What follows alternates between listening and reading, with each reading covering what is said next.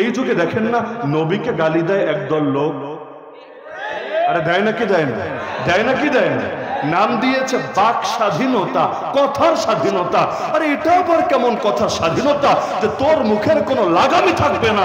তোর সামনে কেউ যদি তোর মাকে গালি দেয়, তুই কি সেটাকে কথার স্বাধীনতা বলে মেনে নিবি? কেউ যদি তোর সামনে তোর নেতা নেত্রীকে গালি দেয়, তুই কি সেটাকে কথার স্বাধীনতা বলে মেনে নিবি? তো যা নিজের ব্যাপারে মানিস না, আল্লাহ এবং তার রাসূলের ব্যাপারে তা মানাতে আসিস কোন যুগে? এমনকি যুক্তি তো হওয়া দরকার যে পেলে সবাই পাক, না পেলে কেউ পাবে না। তোর মুখে যদি কোনো লাগাম নাই থাকে, আর এটাই যদি স্বাধীনতার দাবি হয়ে থাকে, তাহলে আর একজনের হাতে লাগাম থাকবে কোন দুঃখে? তোর মুখের স্বাধীনতার যদি দাবি হয় আল্লাহ নবীকে গালিগালাজ করা, মুসলমানের হাতেরও স্বাধীনতা হওয়া উচিত। তোর মতো শয়তানকে জাহান্নামের চৌরাস্তায় পৌঁছে দিয়ে আসা। লাগাম লাগালে সবাই লাগাক, না লাগালে কেউ লাগাবে না, কিন্তু কেউ পাবে আর কেউ পাবে না। তা হবে না, তা হবে না। তুই তোর জিহ্বায় লাগাম লাগিয়ে রাখ, মুসলমান হাতেও লাগাম রাখবে। তো তোর জিহ্বে যদি লাগাম না থাকে, মুসলমানের হাতেও লাগাম থাকবে না। আল্লাহ রাসূলের জামানায় এক অন্ধ সাহাবী ছিলেন। অন্ধ বোঝেন তো? চোখে খুব ভালো দেখেন, তাই না? দেখেন না? সেই সাহাবীর একটা দাসী ছিল। সেই দাসীটা তার সব ধরনের খেদমত আঞ্জাম দিত। তো এটা তো আপনারা ভালোই বোঝেন, কেউ যদি অন্ধ হয় স্বাভাবিকভাবে সে পরনির্ভরশীল থাকবে, তার কাজগুলো সে করতে পারবে না, অন্যের উপর মুখাপেক্ষী হতে হবে। তো সেই দাসীটাই তার সব কাজ করে দিত, এবং তিনিও সেই দাসীটাকে অত্যন্ত মহব্বত করতেন। সেই দাসীটাকে আল্লাহ একটা যোগ্যতা দিয়েছিলেন। সেই যোগ্যতা হলো কাব্য প্রতিভা, সাহিত্যের যোগ্যতা। কিন্তু এই পাপিষ্ঠা এই যোগ্যতাটাকে ভালো কাজে না লাগিয়ে মন্দ কাজে লাগালো। সে আল্লাহ নবীকে কবিতা দিয়ে দিয়ে বিভিন্ন ভাবে কটূক্তি করতে শুরু করলো। এক পর্যায়ে তার মনিবের কানেও এটা আসলো যে তার অধীনে থাকা দাসী আল্লাহ নবীর সামনে বেয়াদবি করে, কবিতা বলে বলে নবীকে ব্যঙ্গ করে, বিদ্রূপ করে, কটূক্তি করে, ক্রিটিসাইজ করে। সে সতর্ক করে দিল, খবরদার দাসী, আল্লাহ নবীর ব্যাপারে আমি কিন্তু কোনো আপোষ করব না। তো তোর যদি কটূক্তি করতে মনে চায় আমারে কর, কিন্তু আল্লাহ নবীরে কটূক্তি করলে আমি কিন্তু তুলে ছেড়ে দেব। ভেবেছে মনিব তো আমার জান প্রাণ দিয়ে মহব্বত করে, আর নারীর প্রতি মহব্বত তো একটু বেশি থাকবে, স্বাভাবিকই বটে। সে ভেবেছে কি আর বলবে, হয়তো ধমক দিবে, না হলে ধরে একটু পিটাবে, মারবে, এর চাইতে আর বেশি কি হবে। কিন্তু কটূক্তি করলে মুশরিকদের নেক নজর পাওয়া যাবে, টাকা পয়সার বান্ডিল পাওয়া যাবে। বাংলাদেশে অনেক নাস্তিকতা করে, এ কারণে না যে নাস্তিকতাই ওদের আদর্শ, বরং এ কারণে ওরা বিভিন্ন কাফের দেশে দৃষ্টি আকর্ষণ করতে চায়।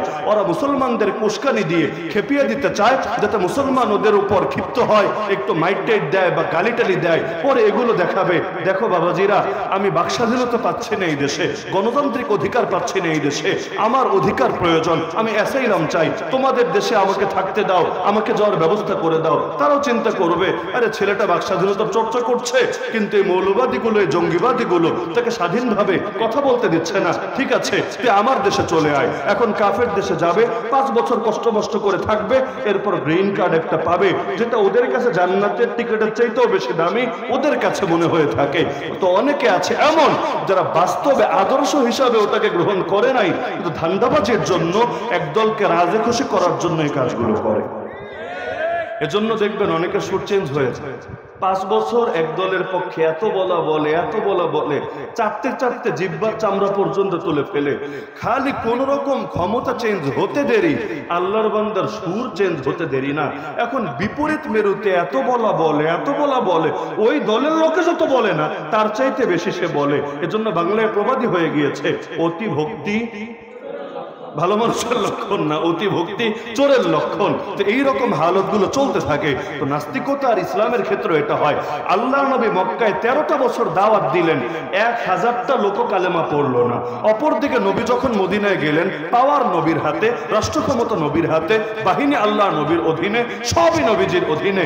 তখন মুসলমান এত হওয়া শুরু করলো যে অনেকে আসলে কাফের, তবুও কালেমার ঘোষণা দিতে শুরু করলো, যেগুলোকে মুনাফিক বলা হয়। মানে সাহাবী না, মুসলমানই না, তারপরও কালেমা পড়ছে কেন?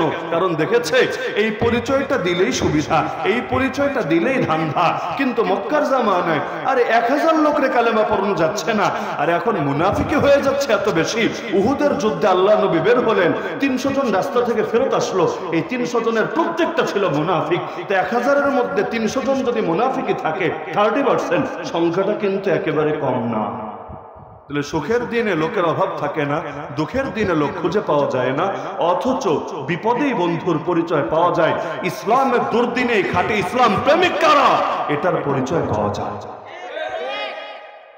তো যে প্রসঙ্গে বলছিলাম যে আল্লাহ রাসূল সাল্লাল্লাহু আলাইহি ওয়াসাল্লামের জামানায় সেই অন্ধ সাহাবী যখন দেখলেন কোনোভাবেই সে থামে না, গালিগালাজ চালিয়ে যাচ্ছে, একদিন তিনি কঠোর সিদ্ধান্ত নিয়ে বসলেন।